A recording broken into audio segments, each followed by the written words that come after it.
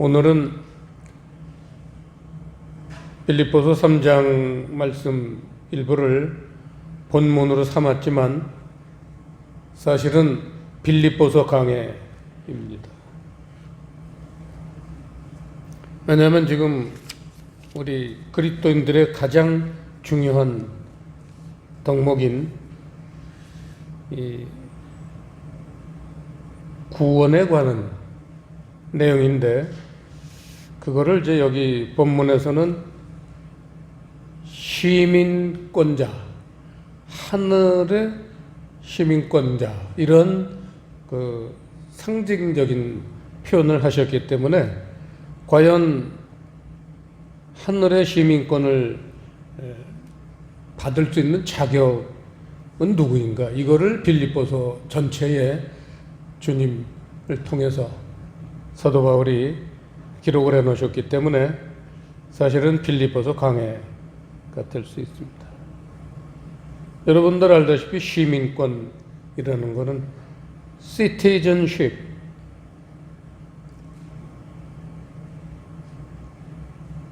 서울 시민이다 하면은 서울시에서 살 수 있는 자격을 받는, 그게 시민권이고, 그걸 크게 본다면 이제 대한민국에 살 수 있으려면 주민등록증이 있어야겠죠. 주민등록증 없이는 대한민국에 못 사는데 하늘도 마찬가지라는 겁니다. 하늘에서 발급된 시민권이라는 게 있습니다. 그래서 오늘 그 시민권을 획득한다는 시각에서 빌립보서를 좀 보겠습니다. 첫째로 빌립보서 1장을 잠깐 보시겠습니다. 1장 3절에서 5절을 보시면요, 내가 너희를 생각할 때마다 나의 하나님께 감사하며 간구할 때마다 너희 무리를 위하여 기쁨으로 항상 간구함은, 5절 시작, 첫날부터 이제까지 복음에서 너희가 교제함을 인함이라. 구원의 첫째 조건은 당연히 복음입니다. 칠판에 보시면 나오지만 유앙겔리온이라는 헬라어를 번역한 게 복음이라는 단어입니다. 복된 소식, 영어로 표현하면 good news, 좋은 소식이다, 그런 거죠. 복된 소식이다. 그러면서 그 내용이 주님의 말씀의 핵심인 진리의 세계인 것을 복음이라고 얘기를 합니다. 왜냐하면 이 복음이라는 것은 복된 소식이라는 제목이고, 그 복된 소식의 실제 내용은 뭐냐, 그거를 성경에서는 진리라고 가르치고 있습니다. 그래서 이 진리가, 이 복음이 천국으로 인도하는 거죠. 가장 그 대표적인 말씀이 로마서 1장 말씀입니다. 이건 암송하셔야 될 거죠. 로마서 1장 한번 보시겠습니다. 로마서 1장 16절 합독하시겠습니다. 내가 복음을 부끄러워하지 아니하노니 이 복음은 모든 믿는 자에게 구원을 주시는 하나님의 능력이 됨이라. 첫째는 유대인에게요 또한 헬라인에게로다. 해서 이 복음이 구원을 주시는 하나님의 능력이 된다. 첫째는 유대인에게요라는 건, 첫째라는 거는, 유대인이라는 건 믿음입니다. 하나님을 믿는 대표적인 민족이 유대인이죠. 그래서 믿음 생활을 하는 사람을 유대인이라고 그랬고, 헬라인이라는 거는 이 지식, 헬라인은 가장 지구상에서 그 지식이 많은 그러한 민족입니다. 그래서 이 글도 헬라어, 그리스어가 가장 발달되어 있었죠. 전 세계가 그 당시 옛날엔 헬라어 시대도 있었어요. 알렉산더 대왕 시절에 보면 헬라어 시대도 있었습니다. 그래서 헬라인이라는 건 지식으로 접근하는 사람, 그러니까 믿음으로 접근하나 지식으로 접근을 하나 하나님 나라에 갈 수 있는 사람, 이게 복음을 인해서라는 거죠. 그래서 복음이 가장 구원받는 사람에게 중요하다는 것을 다시 한번 강조할 수 있고요. 두 번째로는 복음의 실천입니다.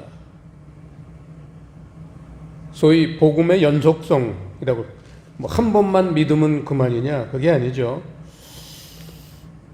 빌립보서 1장 27절에 보시면요, 오직 너희는 그리스도 복음에 합당하게 생활하라, 이거죠. 이는 내가 너희를 가보나 떠나 있으나 너희가 일심으로 서서 한 뜻으로 복음의 신앙을 위하여 협력하는 것과, 이렇게 말씀하고 계십니다. 그리스도 복음에 합당하게 생활하라는 겁니다. 복음을 깨달았으면, 진리를 깨달았으면 그것을 삶에 적용을 해서 실천을 해야 된다는 그런 말씀입니다.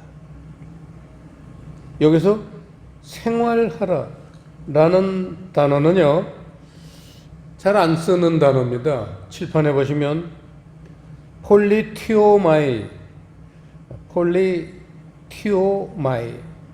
라는 단어인데, 이 단어는 시민으로 살다, 시민으로 행동하다, 이런 뜻입니다.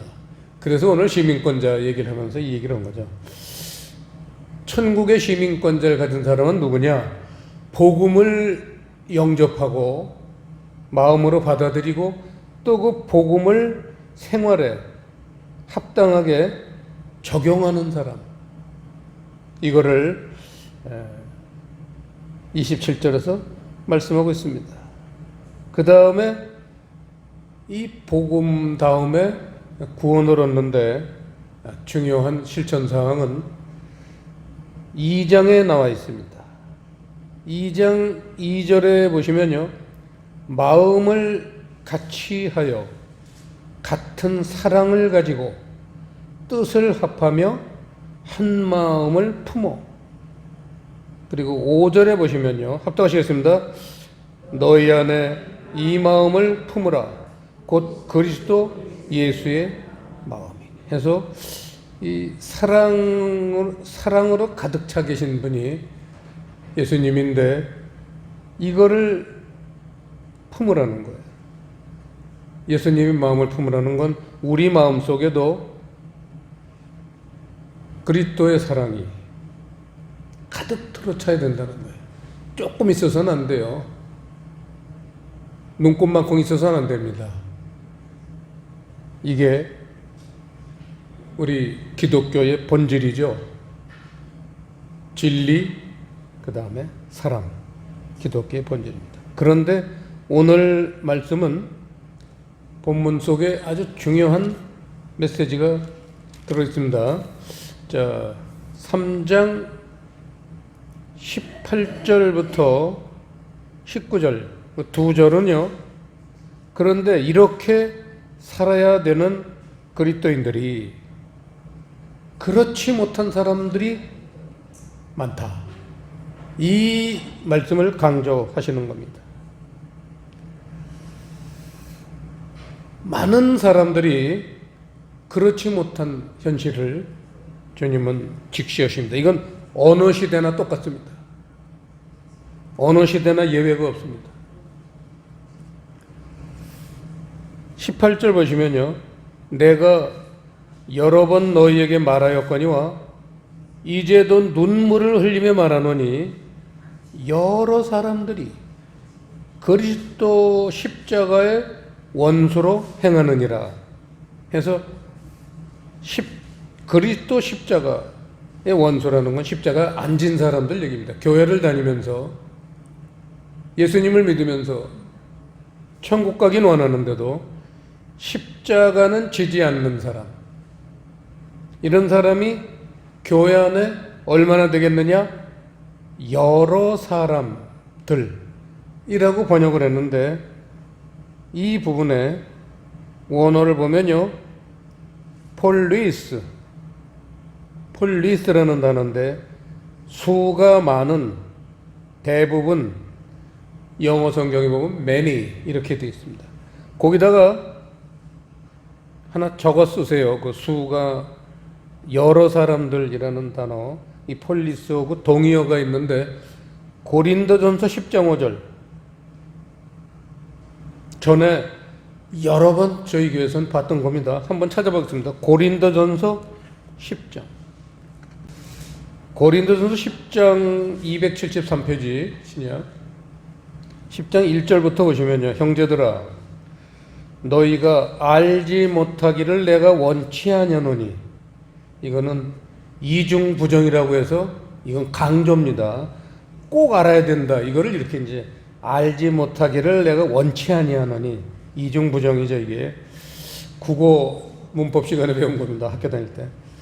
우리 조상들이 다 구름 아래 있고 바다 가운데로 지나며, 출애굽 얘기죠. 모세에게 속하여 다 구름과 바다에서 세례를 받고 다 같은 신령한 식물을 먹으며 다 같은 신령한 음료를 마셨으니 이는 저희를 따르는 신령한 반석으로부터 마셨음에 그 반석은 곧 그리스도시라 해서, 이 반석에서 물을 먹은 르비딤 사건을, 그게 바로 그리스도로부터 나오시는 말씀이다. 그리스도의 말씀을 그렇게 표현한 거다. 그래서 이 정말 바울 아니면 이런 표현할 사람이 없을 겁니다. 그러면서 5절이 나옵니다. 5절 시작. 그러나 저희의 다수를 하나님이 기뻐하지 아니하신 거로 저희가 광야에서 멸망을 받았느니라. 여기서 다수라는 단어에 전에 우리가 봤었죠. 플레이온이라는 단어, 대다수, 대부분, 더 많은, 거의 다라는 얘기입니다. 거의 다. 저는 이거를 그러니까 퍼센트로 따지면 얼마나 될까 궁금해서 늘 이제 묵상을 했습니다. 80%는 넘는 거예요. 이걸 다수라고 그래요. 반 정도 되면 과반수라고 합니다. 과반수. 근데 이거는 과반수도 훨씬 넘어서서 7, 80%. 그게 다수예요. 오늘날 우리나라도 그리스도인들이 많다고 그래요. 그 숫자가 1000만이라는 사람도 있고 그렇습니다. 1200만이라는 사람도 있고, 또 700만이라고 이렇게 깎아서 말하는 사람도 있고, 나는 그 숫자를 깎고 싶진 않아요. 그래서 한 1000만 명 전후는 되지 않을까 보지만, 그 중에 7, 80%가, 다수가 십자가를 지지 않았다는 거예요. 예수님을 믿어도, 그리스도의 말씀을 깨달았어도 십자가를 지지 않으면 어떤 일이 생기느냐? 19절. 저희의 마침은 멸망이요. 아까 고린도전서 10장에서도 그랬죠? 거기 멸망이라고 그랬죠. 멸망하였느니라. 다수가 멸망하였느니라. 저희의 마침은 멸망이요. 인생의 최후가, 종말이 멸망으로 끝난다는 겁니다. 저희 교회는 가장 중요한 교회 핵심이, 우리 유튜브에 나가는 설교에도 제목이 있지만 재림 말씀이에요. 주님이 오실 때 어떻게든지 다 같이 주님을 맞이할 수 있는 그런 신앙을 가진 사람들의 모임, 이게 우리 푸른 교회라는 그런 교회의 특징입니다. 그래서 많은 사람들을 우리 교회에 보내주셨었고 또 앞으로도 보내주시겠지만, 반드시 재림 때 주님을 만날 사람만 우리 교회에 남는 거예요. 그래서 저희 교회는 참 그런 특징과 은혜를 주셨기 때문에 늘 저는 참 보잘것없는 우리들이 그러한 큰 은혜를 받는 걸 생각할 때 눈물이 정말 납니다. 저희의 마침은 멸망이요 저희의 신은 배요. 그 배라는 데다가 밑줄을 치시고요. 여러분 알다시피 배라는 거는 뭐냐면 창세기 3장 얘기를 하는 겁니다. 지금 뱀이 아담과 하와를 꼬셔서 선악과를 먹게 했을 때 하나님이 그 뱀에게 심판을 하셨어요. 창세기 3장 14절을 보시겠습니다. 여호와 하나님이 뱀에게 이르시되 네가 이렇게 하였으니 선악과를 따먹게 유혹을 했더니 그 얘기죠. 네가 모든 육축과 들의 모든 짐승보다 더욱 저주를 받아 배로 다니고 종신토록 흙을 먹을지니라. 여기에서 배로 다닌다는 것, 이게 하나님이 마귀에게 내린 저주 중에 특급 저주입니다. 배로 다닌다. 배라는 거는 뭐냐면 여러분 우리 생활 속에서도 이 배가 들어있는 그런 얘기들을 많이 합니다. 저게 배가 불러서 그래. 배때기가 불러서 그래. 그렇게 말할 때 배라는 건 욕심을 말합니다.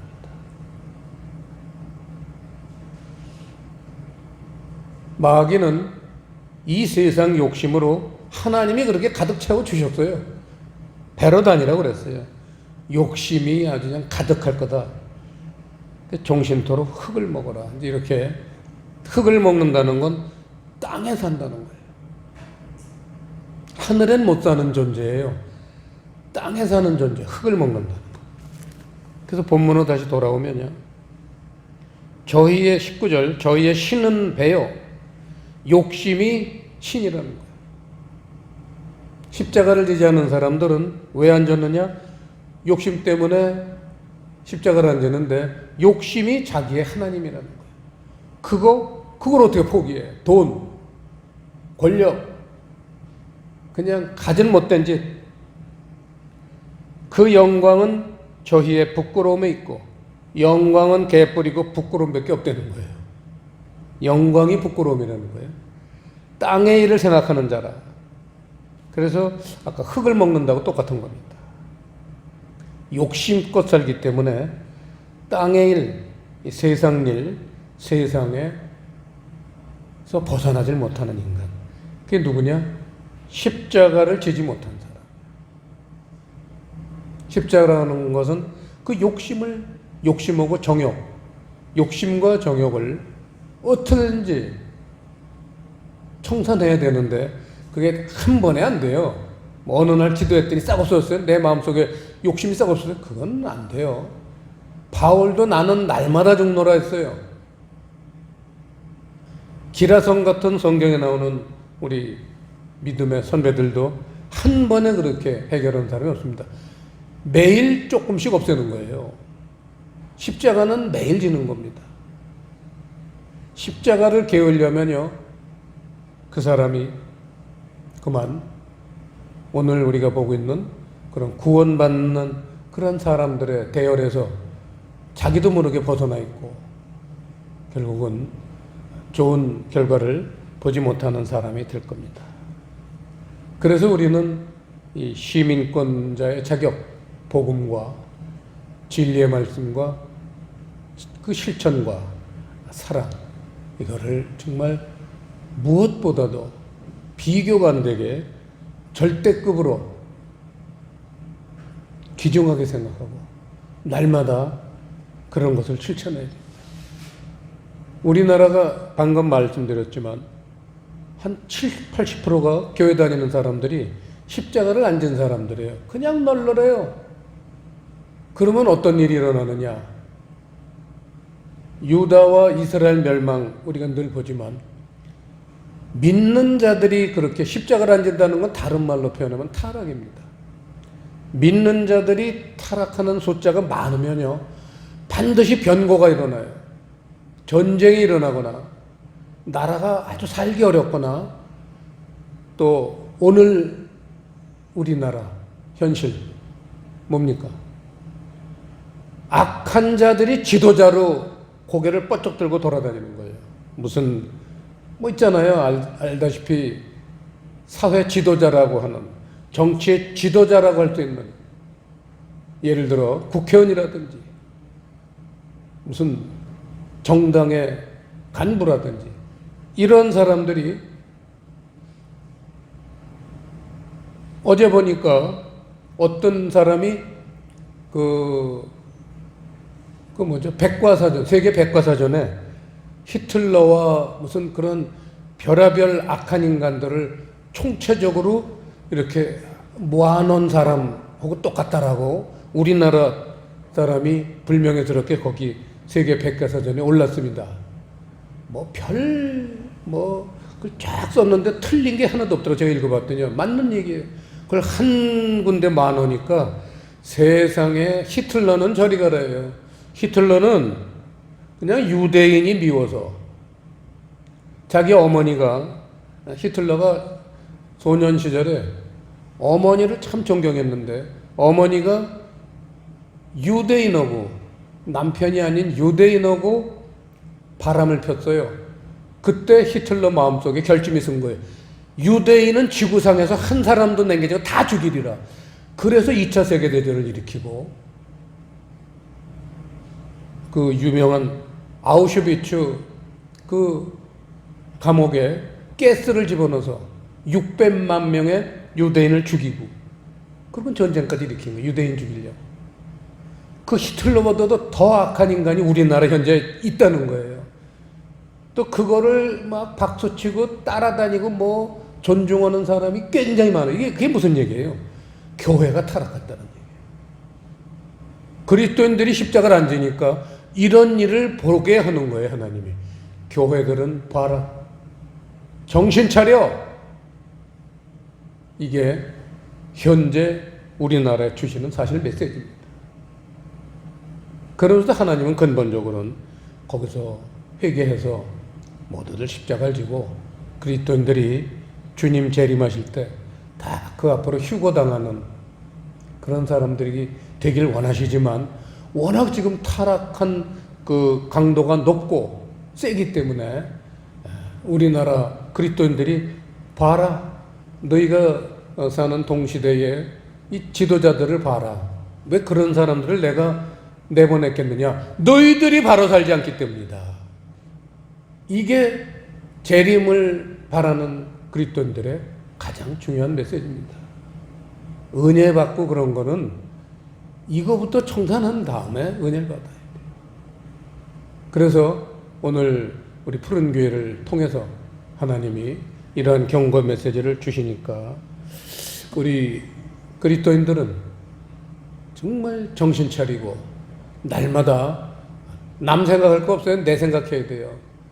내가 해결하지 못하는 그런 나쁜 마음들, 나쁜 생각들, 나쁜 가치관들, 올바르지 않은 가치관들 십자가에도 못 받고 있느냐, 이거를 절절하게 눈물을 흘리면서 반성하시는 여러분 되시길 바라겠습니다.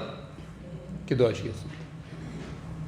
아버지 하나님, 오늘 빌립보서 강해를 통해서 구원의 진수와 또 이러한 구원을 가로막는 마귀의 그런 괴계를 함께 보게 하셨습니다. 우리가 오늘 말씀을 잘 묵상해서 바른 길로 가되 우리 속에 있는 나쁜 것들은 어떤 작은 것이라도 다 십자가의 못을 박아서 주님이 기뻐하시는 그러한 사람들로 나아갈 수 있도록 인도해 주시옵소서. 감사를 드리오며 예수님 이름으로 기도드리옵나이다.